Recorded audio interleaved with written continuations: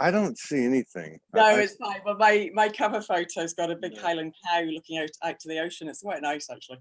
Let me see. Let me go there and see. Hang on. All right. Well, let me. Okay, are we good? I believe we're good. And I'm hoping my computer's gonna play nice. It's gonna play nice. You're gonna be fine. We are live, so let me go ahead and. I'll share this too. Oh shoot! Hang on a second. I'm still not fully awake. Well, good morning. Right. I got up at 6 and I did some work for about an hour, and then I went back. Okay, so let me just put this on. Let me get some people in here. Boom. There we go. Here we go.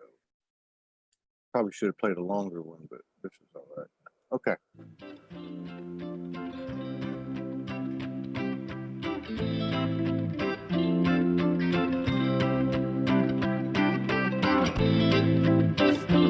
Todd Medina, SoulogyOneStudios. What's going on here? Democracies, aristocracies, oligarchies, monarchies, hierarchies, presidents and popes. What's the real dope? What's this all about? Faith, hope, doubt? That's all that earth stuff, man. I am a multi-dimensional, high-vibrational, evolutionary being, and I'm tired of hiding it. I am soul. I don't care who or what tried or is trying to deceive us. Call it the devil or another's Messiah, prophet, or God. It's all the same to me. Whoever they are, they can never take our souls, and that's when we came here to learn. From the burn of being wrong, denying who we are, taking orders, lawless laws, a branded existence, but not anymore. I am divinity. Yeah. All right. The power we hold to mold the future, heavenly nirvana. From the inside, present, eternal. It's time to be a bolder flame. The game isn't the same. We are the spirit science synthesis, the action of conscious thought, alignment, transmuting to a living wisdom. Yeah. No longer dreaming the life, I am living the dream.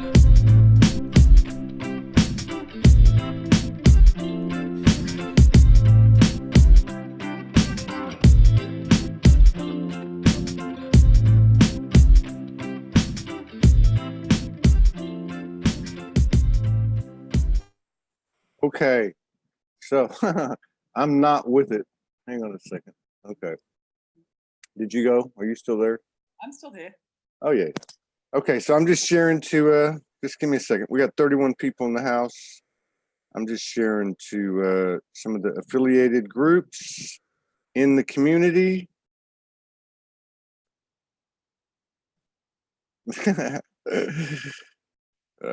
I'm still in dream state, I believe. Aren't we all? Yeah, and you know what? It's all perfect and everything's in alignment. And I love doing these shows because they always come in the perfect sequential order. And your frequency fits.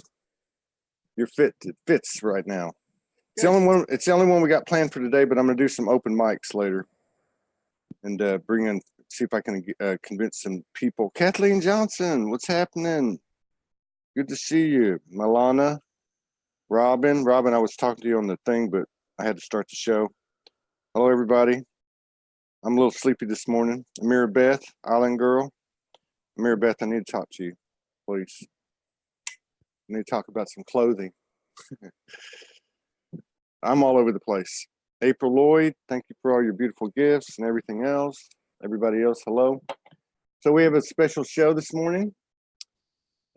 Gillian, Alexander. The last time we got together, I think it was like your first time.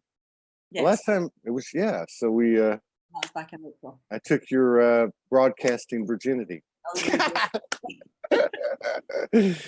you know, yeah, and I really like talking to you because, hey, Marita, and everybody else, I really like talking to you because you were so real. You know, a lot of people, and there's a lot of people, and it's perfectly understandable. Myself too, I'm sure at times. Although I don't think I've downloaded stuff you know, as to the depth, because maybe it's just not my place, like that you have and Morgan has, and a lot of people, a lot of women particularly, some really powerful stuff. And I don't know how you guys could function, you know, a normal life before it became, you know, there was a wider awareness, before there was a wider awareness for what was happening. It's a big challenge to the ego and to the psyche and to that stuff, to be pulling down that kind of information. But I really enjoyed talking to you because you were so down to earth and genuine. So that's why I know this is a good show to be doing at this time, because the last few days have been very intense for people.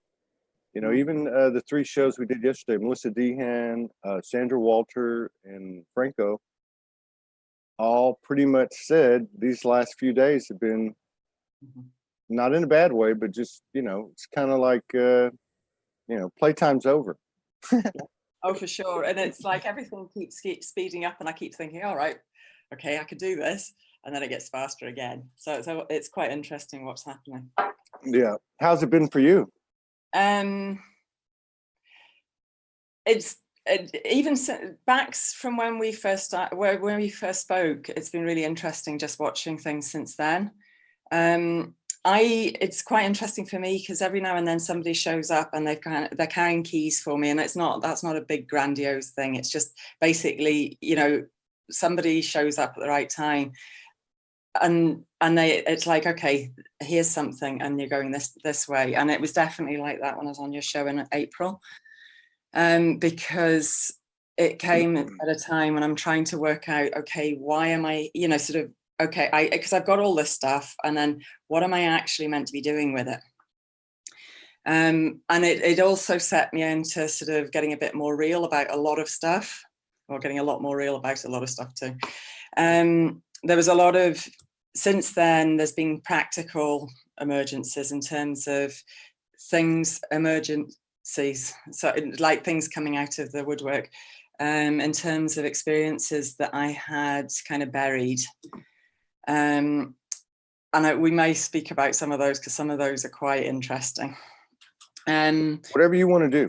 Yeah, no, I know. I've been kind of tuning in some, and then also kind of getting real about, I came in with a lot of information that, you know, we all think our own normal is normal. You know, whatever our experience is normal for ourselves, and it's very easy to project that onto other people and think, oh, well, we're just normal. But I recognize I came in with a lot of information that maybe is shut off in other people when they come into physicality, or whatever. I know certainly stuff around about death, and that sort of, you know, the sort of stuff in and out of what we call death and life, you know, those that are around about that boundary. I spoke to an ancestor one time, a very dead ancestor, according to our terminology, and I was asking them about stuff like that, and it was like, you know, and they couldn't answer me. I said, you can't answer me, can you? So I kind of managed to, sometimes if I can't get answers, I can do binary stuff. I said, should I not know this stuff? And they went, no. So what were you asking? Oh, it was, again, part of the thing with me is a lot of the stuff that I just know, I kind of think is normal to know. So then when I hear people talking about stuff and they're going, and other people are going, oh, wow, I didn't know that. And I'm going, oh, right, okay, that's not normal. Well, what were you asking the ancestors? I think I was asking, it was something to do with how we, you know, basically our the nature of how we are when we're not, after we go through that transition out of embodiment. That's interesting. Yeah, that's interesting that you bring that up. Because I'll tell you why, because, and I think things not only changed on this side of the veil since 2012, but on the other side too. And I think it has something to do with the 4th dimension and the 4th dimension's influence on the 3rd dimension. And anyway, what I'm getting at is that when I first woke up 8 years ago, most of my paranormal dimensional experiences had to do with disincarnated souls that had transitioned. But as time went on, in retrospect, I realized they were stuck in between probably the fifth and the third. They were stuck somewhere. They were not, you know, at the next place, but they hadn't fully left here either, but they weren't here. And they all seemed, and maybe that was just something I was supposed to do, but they all seemed to have something that was attaching them, or attachment to their life here, which was usually involving their ego, guilt, shame, that type of thing. And then the other thing is that some of the other disincarnates that I ran across didn't have all the answers. Like there was as much imperfection in them as there was, say, with us. So now that you say what you're saying, you know, it just goes to show that the field is everything. You know, the spectrum is everything. So, and the last thing I was going to say to your point is that some people pull in information and other people pull in other information, and this other person pulls in another vein of thread of information or stream, and they don't, from a human level, always thread together. Like, you know, that's why it doesn't upset me, but it I don't take, like, some people get very adamant about the validity of their information, like it's an absolute, and I believe everybody's reality is absolutely true, and I believe what we pull in is first meant for us, ourselves, and that is an absolute truth. You know what I mean? And the minute we start to like try to get it out there, it's not as pure as when we got it, you know, because it's meant for us. Mm-hmm. Yeah, so that's an interesting topic. This is going to be good. Go ahead. There's a few things around that. I'll stay with the dead people first, because the death topic. There's been a lot of shifts in that regard. For the last 2 years, I've noticed it's like the boundaries have shifted. I end up doing a lot of work, particularly with people who leave through traumatic experiences. Things like, you know, the first time I was really aware of that was I was on the front carriage of a train that went over somebody, and they just stuck to me like nothing else. You mean literally you were? Yeah, I was in the front carriage, and I'm not going into details. It was a very visceral experience, but it was also very visceral, because literally I could just feel them just glue themselves to me, and I could tell you that, you know, their gender. I could tell you what age they were. Yeah, I believe you. Yeah. And also sort of what had happened there. I'm sometimes psychic, but sometimes not. It's very much specific to, you know, it's on a need to know basis. Anyway, yeah, so that was because it was such a strong experience. I kind of became more aware. I've had dead people hanging around me for forever, but they didn't bother me, so I just didn't even realize they were there. Anyway, but then I sort of started becoming more aware of people coming to me when they, particularly if they hadn't, it was either that they left through traumatic ways, or, you know, if they left through a violent death, or if they hadn't cleared violence in when they were incarnate, that they still had that sort of hook there. And yeah, from what you're saying, it's kind of similar. Yeah. And just couldn't go wherever. That was like dragging ball and chain with them. Yeah, it was weird. It was weird. I think, and that's why I said, I think that, you know how they talk about, some people talk about, and I think everything's like a metaphor anyway, but they talk about that the reptilians were removed. You know, there was a quarantine around the earth, and then they came in, and the reptilians were removed, and therefore the archonic entities were removed. I think that somehow, from what I can gather, that these ones you were talking about, the ones that I ran into, were still attached. And it was through the same egoic fear-based hold that they had on us, you know. So I don't know. Does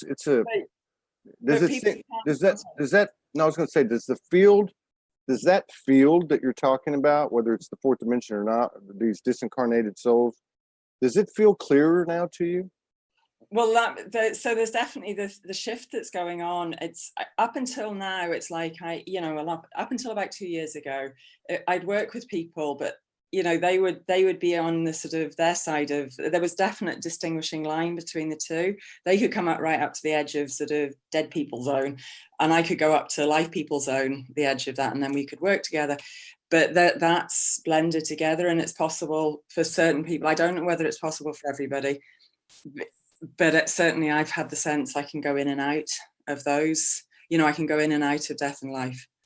You know, the mythology round about Hermes, you know, who could travel in and out of the underground. Yeah.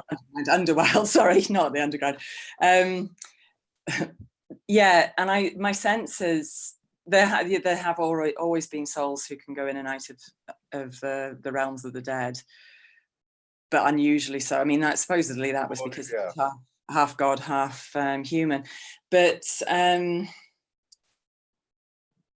it's like those sort of boundaries are blending more now.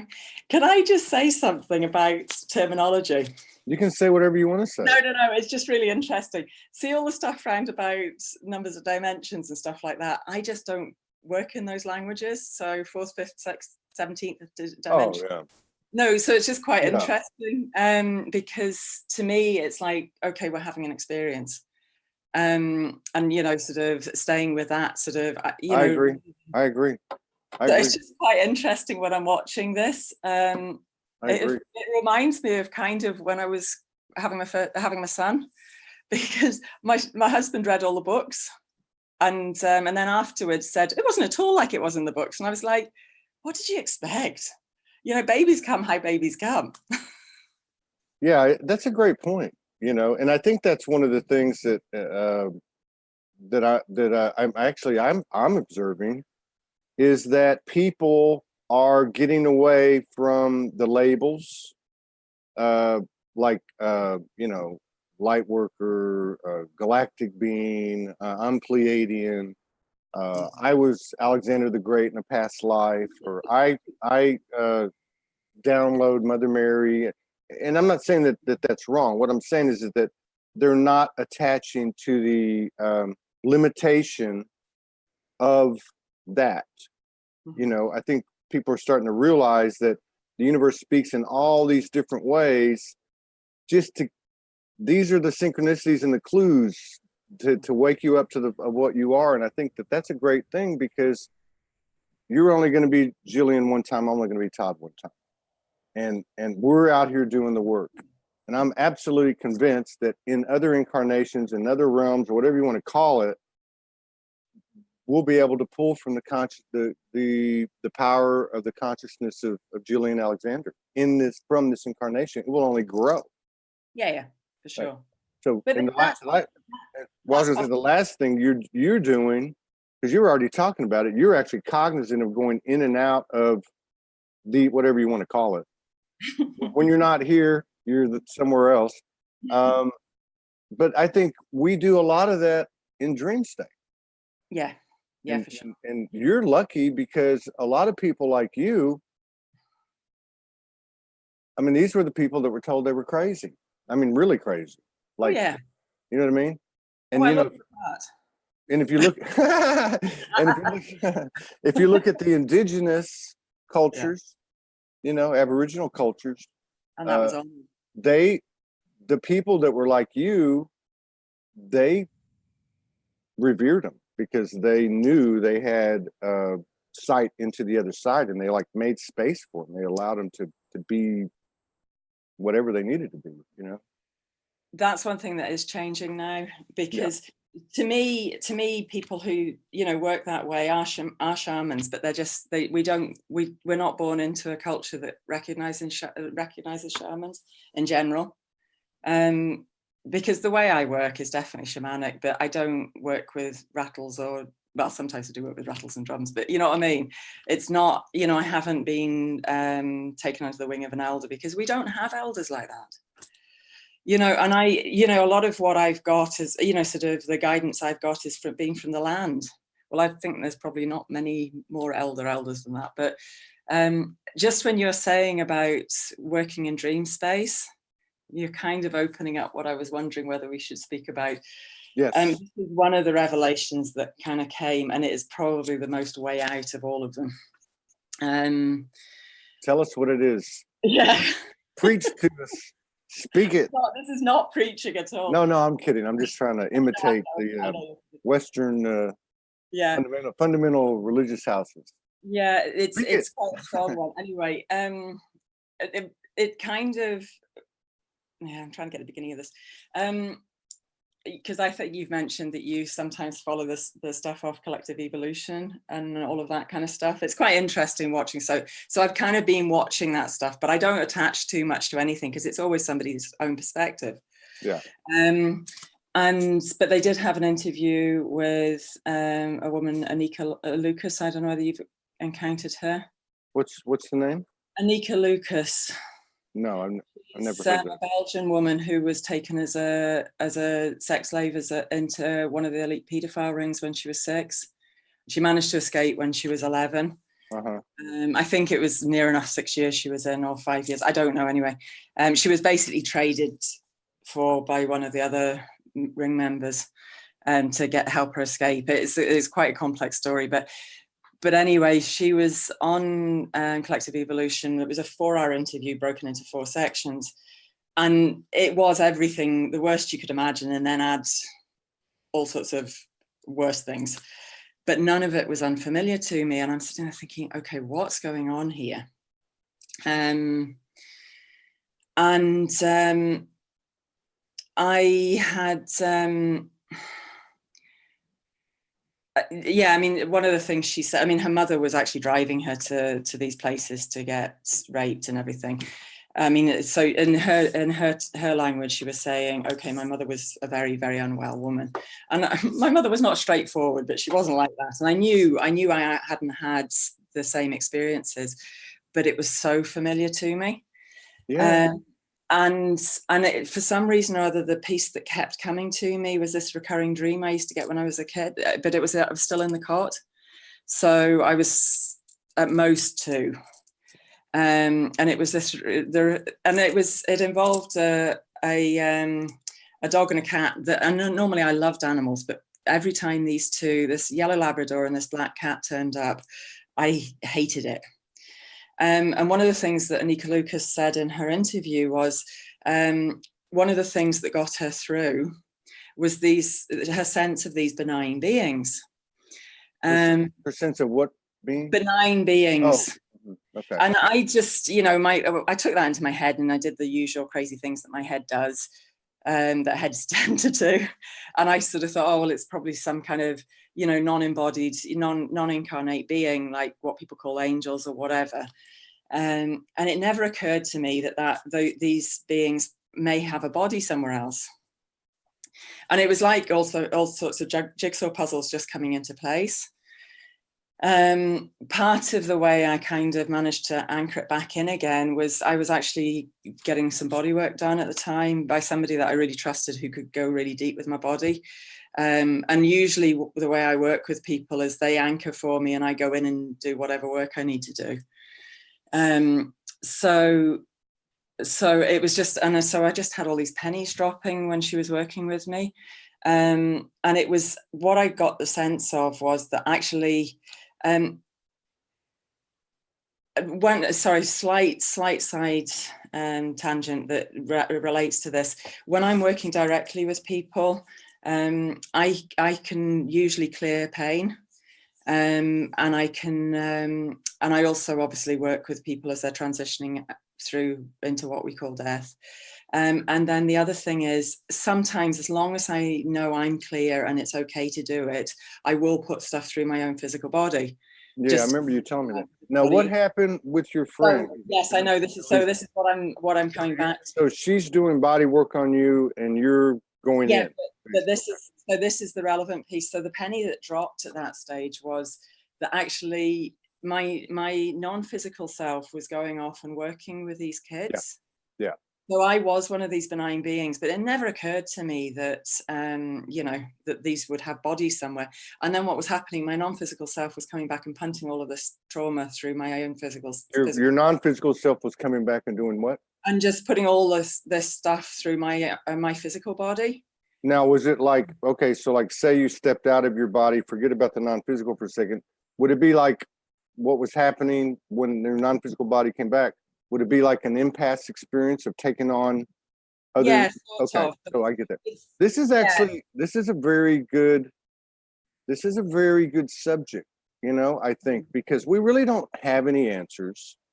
And I don't think we're going to get full answers till we get out of here. But this is a great thought-provoking subject because maybe these non-physical beings that go out and visit us and our brothers and sisters, maybe they are us.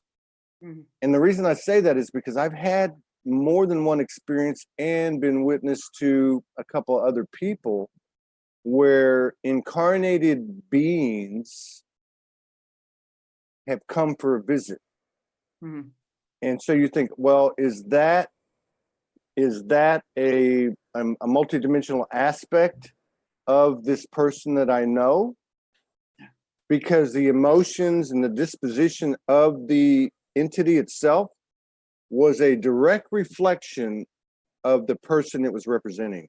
Mm-hmm. And I'm talking about I'm not talking about dream state. I'm talking about third eye and physical apparition. So I wonder if that's a testament or some type of validation or evidence of the power of our thoughts, not just our multidimensionality, but the power of our thoughts. You know what I mean? Because most of the experiences that I'm describing had to do with people that were very negative and dark and had ill intentions. Mm-hmm. You know, I'm convinced that basically the way we think reality is completely different from actual reality. I agree. So, and it's the nature of the human condition is to try and control everything and put boundaries on things and put them in boxes and label them. And most often than not, that's not. I mean, I come from a scientist background, so I bring amazing gifts, mainly a good bit of skepticism, because otherwise you disappear off with the sort That's the key, isn't it? Woo-woos. I a good bit of healthy skepticism is really good. The other thing that comes with the other gift that comes with the scientific approach is if you don't understand it, give a good poke and see what it's about. But the shadow of that, the sort of not helpful aspect of the scientific sort of approach is that unless there's evidence for it, it doesn't exist.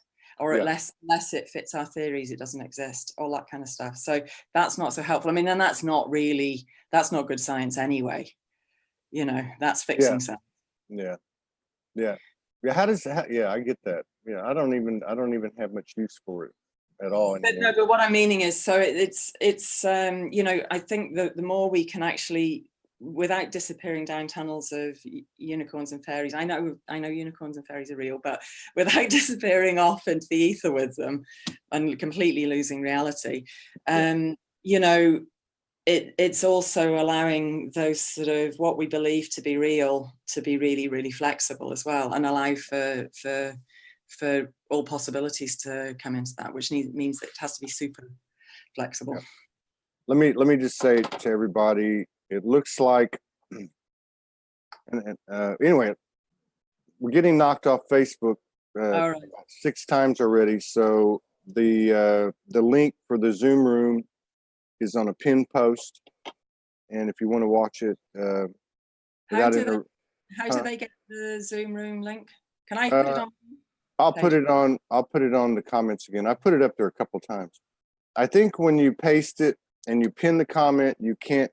I thought I did. Hang on. Let's see. Paste. Okay.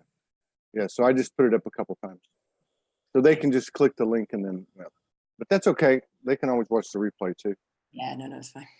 So yeah, you know what? Yeah, we don't really know what reality is. Some people. Yeah, some people have some pretty good information, like Franco. Franco has some really good information, and you can always kind of tell. Everybody's going to make up their own mind, but it doesn't give the full picture. Mm-hmm.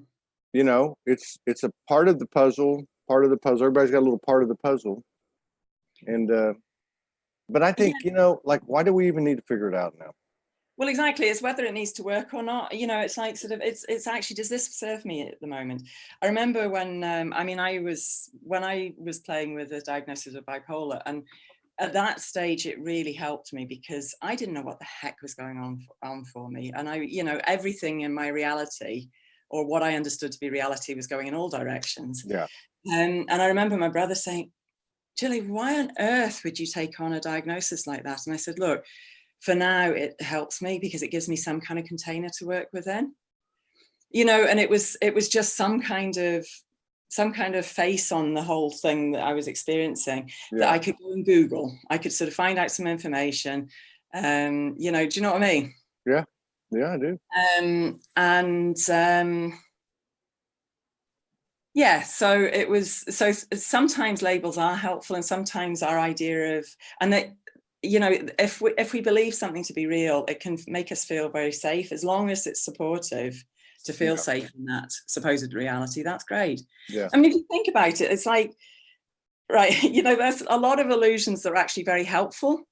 You know, molecules, there's more space in molecules than there is matter. Yeah. So the chair you're sitting on, or whatever thing you're sitting on at the moment, is actually more space. But the illusion that it's solid or semi-solid helps you from falling through the bottom of it. Isn't this? I mean, you know, and I wonder if it's if the whole point of it all is for us to get to a point where we stop thinking about everything.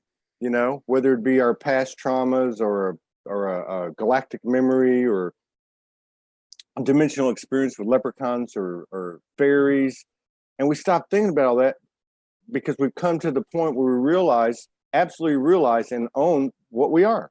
So like we're talking right now, and let's push the envelope. Let's connect. Let's do some bilocation. Let's do some teleportation, or let's do some interdimensional, let's play. Yeah, this is the bit I'm not sure about at the moment, because I know when I was younger, I mean, all of these things, I got a strong sense, don't do them. It's against the rules right now to do them. And I know things are starting to shift at the moment, and I'm still not quite sure whether that rule has changed any. Completely. Well, yeah, I mean, with somebody like you, though, I could see where from your higher self or whatever that voice is, was telling you that for your own protection. Because it was more than that. Was it? Yeah, no, my sense is at that stage, people aren't ready for it. I mean, I've watched this as I'm working, and it's been fascinating watching, and sometimes it's quite painful because it's like, you know, when I'm working with people, I mean, that's one thing that is really shifting at the moment. Some of the people are coming to work with me, and some of them you know, I've worked with in the past, long time ago, and they're now super ready. And it's like where things are going now is just extraordinary. Yeah. You know, it's right through to the core of existence, and they're ready for that. Do you think that, and I know we're talking about this for the sake of just talking, right? But do you think that that it's possible, like in situations like you're describing, that the information you received years and years ago, which is don't go there, that's kind of like not something you want to be doing. Do you think that some of that information or communications could have been coming from energies that wanted to keep us down?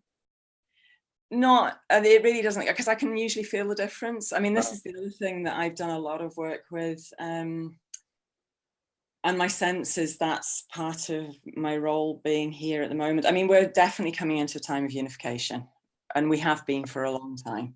But, you know, the last few years we've been kind of edging into this time of unification, but it really is now starting to forget about right and wrong, good, bad, you know, whatever. Yes.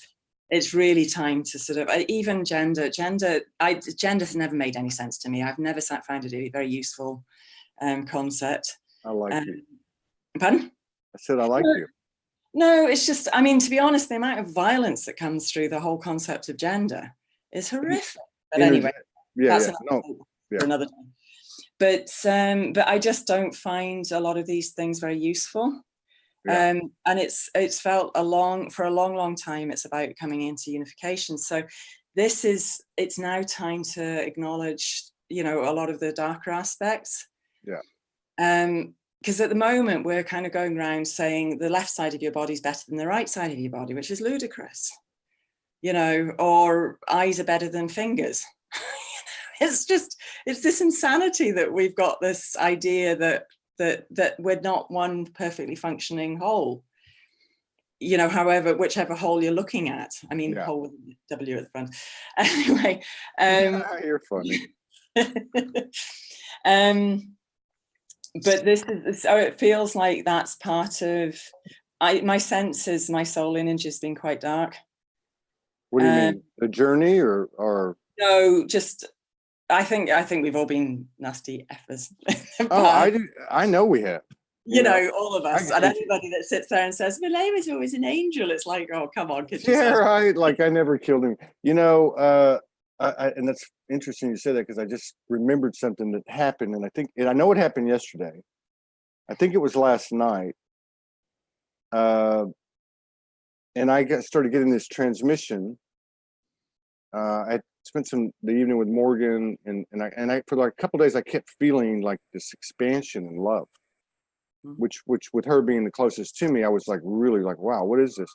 But one of the things that came in before I went to bed last night was, I guess I kind of saw our journey together that involved many, many, many lives, which wasn't news to me, but it was the events of the lives, and it was the events of the lives and the relationships in the lives, which were all these different types of things. But everything happened, like everything I could have ever done that was wrong, I did, and vice versa. But of course, the other part too, you know, all the quote unquote good part.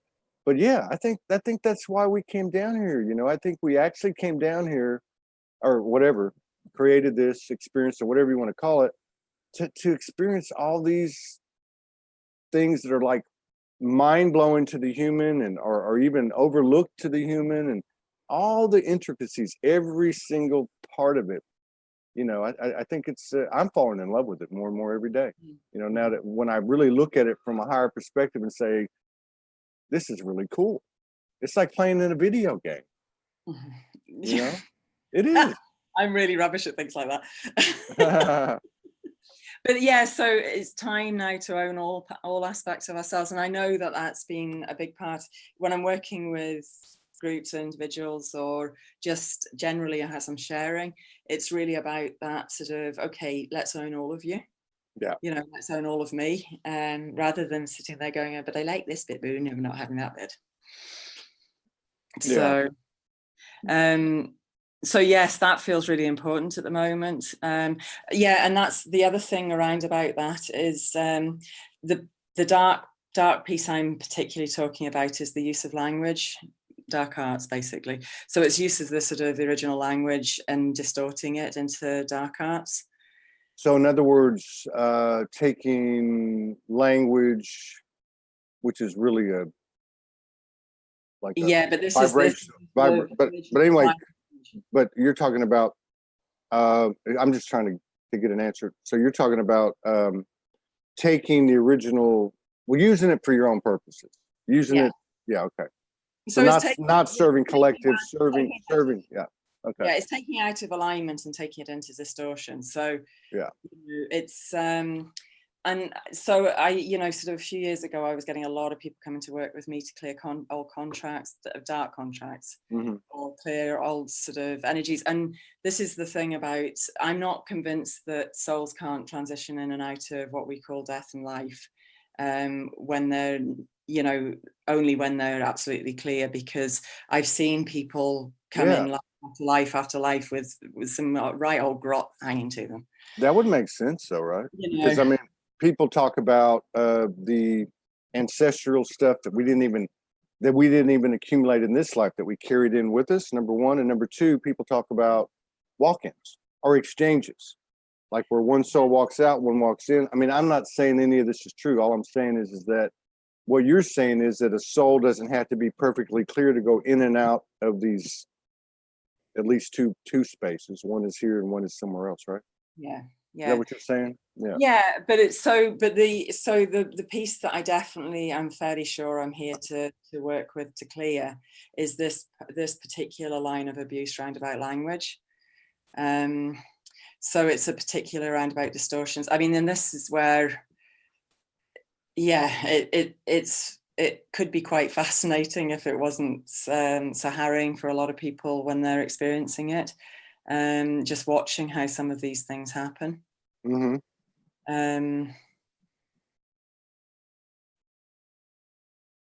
Are you? Yeah. So, yeah. So that's where did you also, just go? Where did you just go? Sorry? Where did you just go? No, I was just listening. I was kind of checking in what you were checking in. But anyway. I'm trying to like follow the comments, but I keep getting knocked off. I wanted to see if where people were at with it. No, it's fine. I was kind of just. But you know, this is actually interesting. Okay, so I think you would be a perfect person to talk about this, because what you're bringing up, and there's been a few others that have done it on the show. They openly talk about the dark. They openly talk about it without fear, you know, and as a reality and as a acceptance that they don't. In other words, they don't separate themselves from. Not that they, because they do that, they're not the light or whatever, but they look at it differently, and that's how you do it. So this guy Walter Rossi Jr., thank you for your comment. He says, and this is some type of okay. Let me read a little bit of it, and then I'm going to make a comment. I'm going to hand it over to you. Head of FBI, Angel of Death, Ted Gunderson says your children could be sacrificed, and says over 200,000 Satanists in Manhattan Beach alone and murdering children. Okay, there's a reason I'm getting into this. First of all, I'm going to say this. We all have to discern for ourselves, and don't believe everything you read and hear, okay? Now, I've researched, like a lot of us have. I know who Ted Gunderson was, and he wasn't the head of the FBI, by the way. He was a senior management with them on the West Coast. That's not this, and I've listened to a lot of his stuff. The reason I'm bringing this up is because there is a lot of talk about this whole pedophilia thing, and all these child traffickers are going to go to jail, and all this stuff. And I'm not taking away from the horrifics from a human perspective of anything that's happened. What I'm trying to say is everything is a potential program. I think that the most effective programming we have encountered has been through subliminal and power of suggestion. So if I say to you, you know, and I say, you know, that the boogeyman is real, right? And he lives under your bed, and you go to sleep and lay down in the bed, and we've all experienced this when we're younger, you know, and you go to bed and you're like, oh my God, what if it's really there? You know what I mean? I mean, that implanted thought is, you know, is it all, I guess what I'm saying to you is it all a distraction beyond a distortion to keep us off track? What is this, you know? No, that's not been my experience. You know, there is real stuff here. Oh, I believe that. I've just been clearing a bit of it. Yeah, we do have choice. Always we've got choice, but fear tends to push us in a direction of opening doors that we don't actually really want to open. Right. You know the story of the three little pigs and the wolf. Yeah. You know, I'll huff and I'll puff and I'll blow your house down, or I'll whatever. Yeah. Each one of those ones, you know, opened their door through. Well, I think it was by the time, I can't remember all my fairy tales, but I think the last one, when he was in the brick house, he almost opened the door just out of fear, because he really thought the wolf was stronger than him, and that threat was potentially real. Yeah. You know, well, that's kind of the dynamic going on in the story, whether he did open the door or not. But you know, that's kind of you know, that's the bit that the wolf's playing on. Yeah. You know, I'm actually more powerful than you. I mean, the reality of it that I've encountered is that the absolutely unbreakable universal law is that one soul, one body. Yeah. Whether we choose to allow other souls into our body or other beings into our body is another issue, and we might choose to do that through fear. So but good. but actually the only soul that has sovereignty on a body is the soul that chose it when they came in. So it's like having legal tenure on your home. Yeah. Whether you rent it or own it. Yeah. You have legal rights to throw out any lodgers or any invaders. And so, but things will get in through trickery. It's like, oh, you'll miss me when I'm gone, or you need me, or all that kind of thing. Yeah. No, I like the fact that you put this in. You put it into an etherical, description, because it's it's all energy. But like, okay, like if you look at the story, the human story, the last 5,000 to 6,000 years at least. We all consented.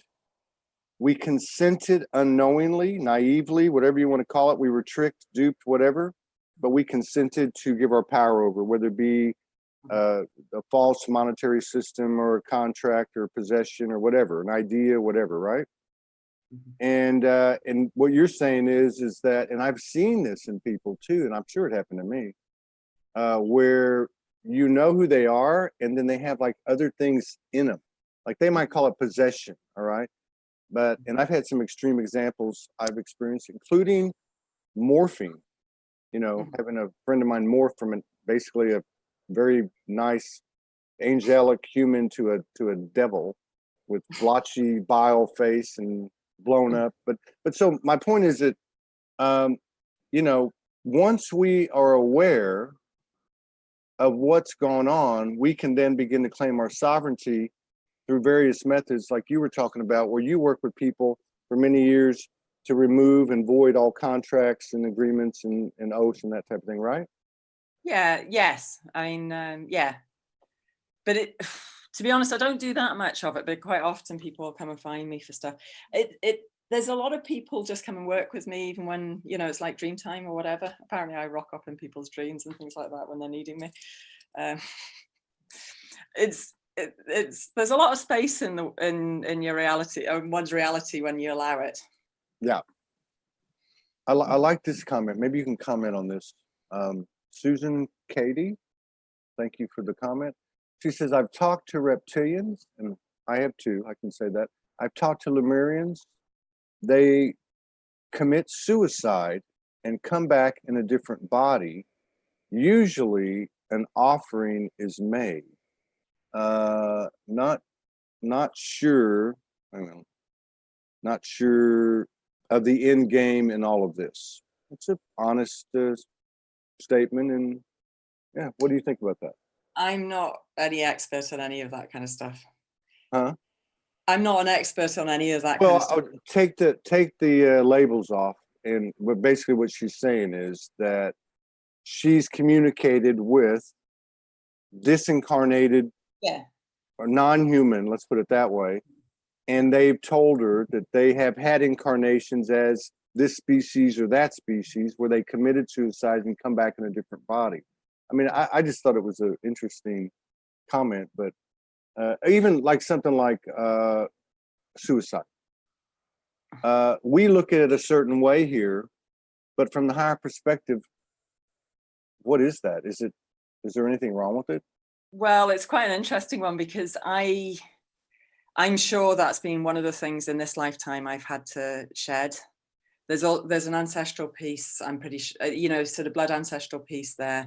Yeah. And then there's also, I'm pretty sure there's a soul ancestral piece. I'm pretty sure I've killed myself a few times in past incarnations. And it's also quite interesting because I never really hooked up with the sort of whole Christian idea of sort of suicide being wrong, but I did receive teachings from an amazing Tibetan Lama. And obviously within the Buddhist tradition, suicide is one of the it's absolutely no. Yeah. I've pushed up against that edge a lot of times in this lifetime. Many of us have. Yeah. Many of us have. And I know at one stage I had to hold the space that it was okay if I did, but I kind of knew also for myself it wasn't okay. But I had to give myself that space. but just because it was intolerable otherwise. But it's almost like I had to have that magic button I could push if I had to. And you know, I experienced that with somebody really close to me, and it really got me a lot of insight. And they also actually had, by the human medical, you know, field, mental afflictions, similar to what you had talked about. But I actually saw it after they transitioned. I was shown everything, and basically that soul had taken on so much stuff, you know, including other souls or other energies within. They weren't running themselves. They were in extreme pain and suffering, and they hung on for as long as they could. But, and this is again from the energetic field, as I was being communicated, that they just couldn't take it anymore. And by the sheer mercy of, you know, I'll again speaking metaphorically, the sheer mercy of their angels and guides, they pulled her out, you know. So I don't, and if you, what you said is interesting too, because if you got to look at everything that organized religion, especially the Abrahamic religions, tried to force down our throat, like sex is bad. Oh my God, you know what I mean? I don't want to make funny jokes, but also suicide. Why would they paint all these pictures of these extremes? Oh my God, you're going to burn in hell for eternity if you do this. I wonder, you have to wonder if everything they said to you go to the other end of the extreme for the real answer. You know what I mean? Yeah, it was interesting. One of my friends, she'd really got to the stage where actually, I mean, she'd a few times in the years before, she'd said, I can't do this any longer, Gillian. But she was in a sort of distressed state at the time. So, but this was really cold-blooded by that stage. And she'd said, look, is there something that will really work? Because I can't do this any longer. Yeah. And I said, look, if you do finally make that decision, don't go on your own. And I really meant it. I would have sat with her. But thankfully, it never happened. She had a brain hemorrhage and she just died. And I don't believe that was a coincidence. No, hell no. There are no coincidences. Somebody's asking, twice it's been asked, can you share how you played in the game, so to speak, with distorted language, or explain what that is? I think you talked about it a little bit, but can you? What I was meaning about sort of language distortions. Yeah. Is that what you're meaning? Or yes. Is that how you're interpreting it? I actually couldn't. So you're talking about like incantations and spells, but utilizing language, distorted language, to actually create an energy of a purposeful energy that had. Yeah. Well, I've seen. I mean, I referred to this last time we were speaking when I was talking about implants, and that's certainly. I mean, I've actually seen implants that are created through language. So, you know, I agree. So it's almost like, I mean, they're almost like, you know, computer programs are created with digits, aren't they? So it's the same kind of thing. It's that technology, so you can actually create sort of almost like physical things through language. I agree. And then there's also contracts and bindings, and there's all sorts of stuff like that. Well, that's funny because I you know, the term black magic, I don't even know what black magic actually is, but every time somebody refers to that, part of the thing with that is I get the sense that it opens a doorway that is probably best left closed. But dark arts is what I sense. It was like the old language taken into distortion. This comes back to the whole piece around about sexuality and the sort of original primal wound of separation. Because in the beginning, there was unity, and everything was aligned. And there was no sin, there was no sort of separation. Yeah. And then suddenly something knocked that off the axis of alignment. And then the openings came in and the wounds came in.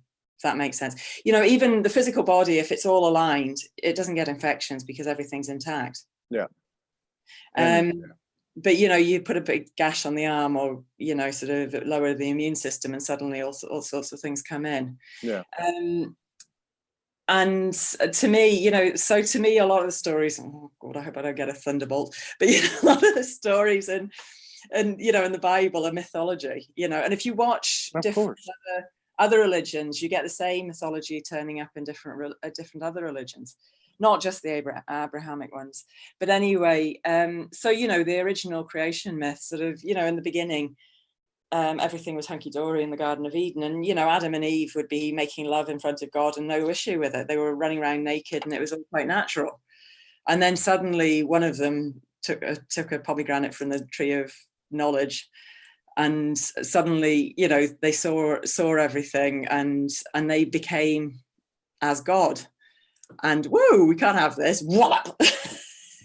And you're not having that either. Sex goes out too. If you ask me, when the apple got eaten, that's when life really started. Yeah. No, but do you know what I mean? So it was like, suddenly it was like, oh, don't get too uppity here. You know, yeah. You've got to get, and suddenly this thing that is the most powerful thing, i.e. sexuality, gets knocked way out of, you know, way out of alignment. That's a good subject we should talk about next time. Yeah. That's in terms of what we see as sexuality in our culture, is an aberration. I know. Well, you know, I mean, I don't have the answers. I'm not saying that I do at all. I think we're rediscovering it, remembering. But Morgan and I have talked, well, mostly me, because I'm the one on most of the time, but talked about our sacred sexual encounters, which is nothing like what we were told sex was, or whatever you want to call it. And because it's much more than a physical experience. It's a multi-dimensional experience. It's an empowering experience. It's an expanding experience in terms of your sensitivities, your higher sensitivities, the data, the information, the code that's awakening you. And I know you know a lot about that. So maybe that we should talk about that next time. You look totally different this time. I mean, you know what I think it is? I found my makeup. I've lost it for a year. No, that's not what it is. For Christ's sake, no. I put a tiny bit of makeup on. I'm talking about your. Myself thinking I look weird. No, you're not. I'm talking about your continence. You know, your aura. Your vibrancy. There's something different. I see it a lot on these shows. I see, you know, mostly over the last year, especially. It's like, sometimes higher selves pop in, or multiple aspects pop in, or I'll see certain things, and I just noticed that, you know, when you first came on, and again, not that anything was wrong last time, but you know what? I think that's indicative of a lot of people. If you look around, if you follow different people, or you just happen to catch them now and then on social media, there's been a lot of transformation. You can see it in people over the last few months, and that's a beautiful thing. Yeah, I mean, I know that we're getting bombarded with negativity at the moment, but there's some amazing stuff going on. Absolutely amazing stuff going on. Absolutely. And what I sense is going on with the sort of whole, all of this. It's I like, we're getting squeezed till we turn around and go, no more abuse. It's like, you know, we've got to, and really that begins and ends with ourselves. It's like, okay, when am I going to stop any internal abuse? Yeah, exactly. When am I going to stop, you know, playing the mind game with myself? Mm-hmm.